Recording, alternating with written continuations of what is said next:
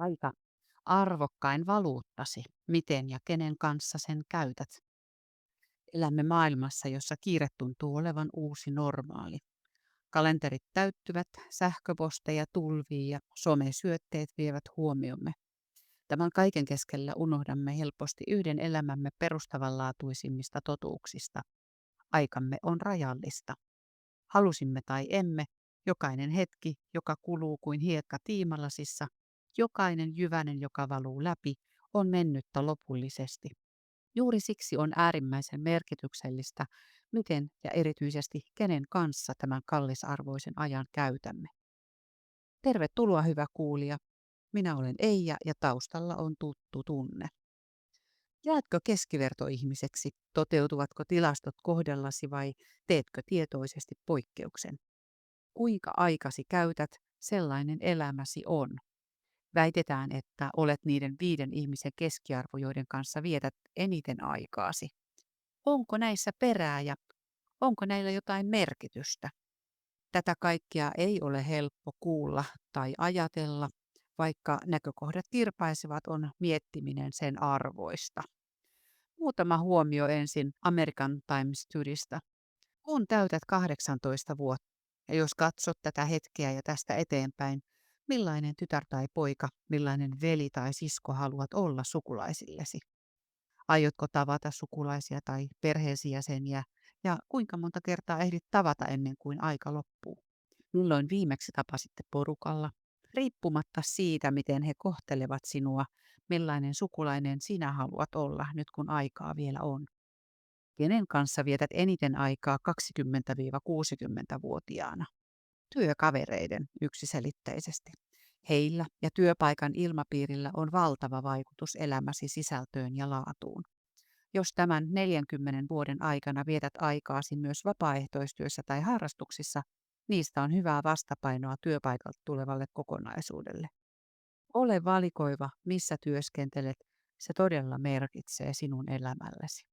Kannattaako pysyä töissä, joista ei saa iloa tai joissa on lytätty tai huonosti kohdeltu? Voit vaihtaa paikkaa, toki voit vaihtaa myös ammattia, sellaisen, jossa voit hyvin, joka antaa sinulle työn iloa ja tukee elämän tehtävääsi. Ja entä jos olet työtön ja paljon kotona? Kenen kanssa silloin vietät aikaa? He merkitsevät, onko ne nettipelikavereita vai oma seura. Missä iässä koit, että et näe ystäviäsi enää niin paljon kuin ennen?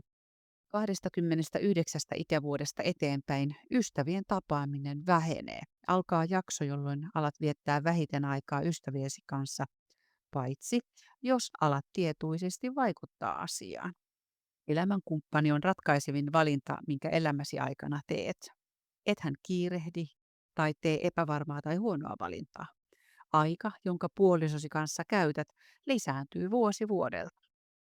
Onko tämä ihminen sisältä sellainen, jonka kanssa haluan viettää aikaa kahdestaan vuosi vuodelta enemmän ja enemmän? Miten hän saa minut tuntemaan? Millaiseksi? Mitä tunteita hän minussa herättää? Aika, jonka vietät itsesi kanssa 50-80 ikävuoteen, lisääntyy joka vuosi. 70 vuoden jälkeen olet yksin lähes joka päivä. On hyvä opetella viihtymään ja kokemaan iloa itsensä seurassa, arvostamaan ja rakastamaan itseään sellaisena kuin on. Lapsiaan näkee entistä vähemmän 52 ikävuoden jälkeen, vähän koko loppuelämän ajan. Toki tätäkin tilannetta voit muuttaa. Nämä olivat siis American Times Study-tutkimuksesta. Kuinka paljon vietät aikaa sellaisten asioiden parissa, jotka eivät merkitse sinulle mitään? Miten käytämme aikaamme on heijastus arvoistamme. Tapa, jolla päätämme viettää päivämme, tunnit ja minuutit, kertoo paljon siitä, mitä todella arvostamme. Jos sanomme perheen olevan tärkein, mutta työpäivät venyvät jatkuvasti iltamyöhään ja viikonloputkin kuluvat sähköpostien parissa, onko toimintamme linjassa arvojemme kanssa? Tietoinen ajankäyttö ei tarkoita sitä, että jokaisen hetken tulisi olla tuottava tai suorituskeskeinen. Se tarkoittaa valintojen tekemistä. Onko se hetki uppoutuen hyvään seuraan, kirjaan, kävely luonnossa, uuden taidon opettelu vai kenties vain hiljaa oleminen ja ajatusten kuuntelu? Vai onko se tuntikausien päämäärätön selailu sosiaalisessa mediassa, jonka jälkeen jää silti tyhjä ja levoton olo? Kun alamme aktiivisesti pohtia, mihin aikamme todella kuluu, voimme alkaa tehdä muutoksia. Pienilläkin korjausliikkeellä voi olla suuri vaikutus elämänlaatuumme ja merkityksellisyyden tunteeseemme. Kyse on priorisoinnista ja sen ymmärtämisestä, että jokainen kyllä yhdelle asialle on usein ei jollekin toiselle.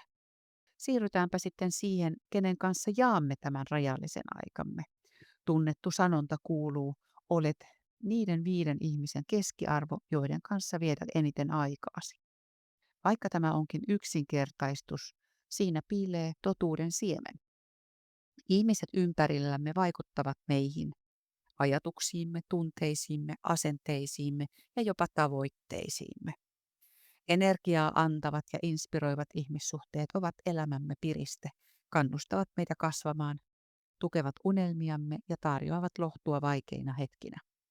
Toisaalta ajan viettäminen jatkuvasti negatiivisten, arvostelevien tai energiaa syövien ihmisten kanssa voi tuntua siltä kuin yrittäisi uuden vastavirtaan lyijypainot nilkoissa. Tämä ei tarkoita, että meidän tulisi kylmästi katkaista kaikki haastavat ihmissuhteet. Ei. Empatia ja ymmärrys ovat tärkeitä, mutta on myös tärkeää tunnistaa, mitkä suhteet ravitsevat meitä ja mitkä kuihduttavat. On lupa asettaa rajoja ja valita viettää enemmän aikaa niiden kanssa, jotka tuovat elämäämme valoa ja iloa.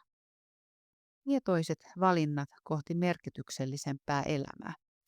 Ajankäytön ja seuramme valitseminen ovat 2 voimakkainta asiaa, joilla voimme vaikuttaa elämämme laatuun ja suuntaan. Ne eivät ole itsestäänselvyyksiä, vaan aktiivisia päätöksiä, joita teemme päivittäin tai joiden osasia teemme päivittäin. Kun olet tietoinen asioista, voit vaikuttaa niihin. Voit tehdä tietoisia päätöksiä ja voit olla päätymättä keskivertotilastoihmiseksi. Mieti, mitä oikeasti haluat, kuinka haluat itsesi nähdä, keiden kanssa haluat viettää aikaasi.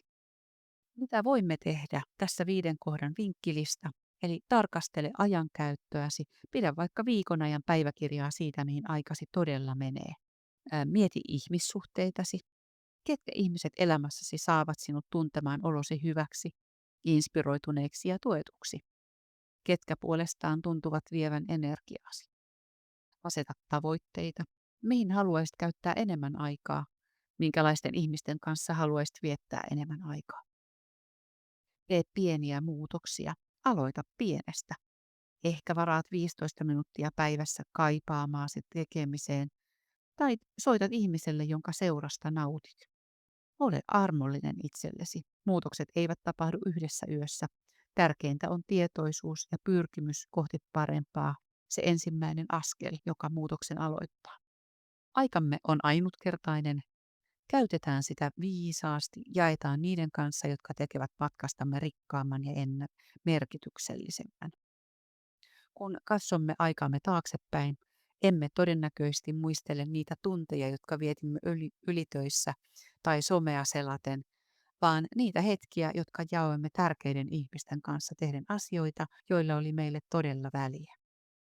Aika on meille annettu lahja.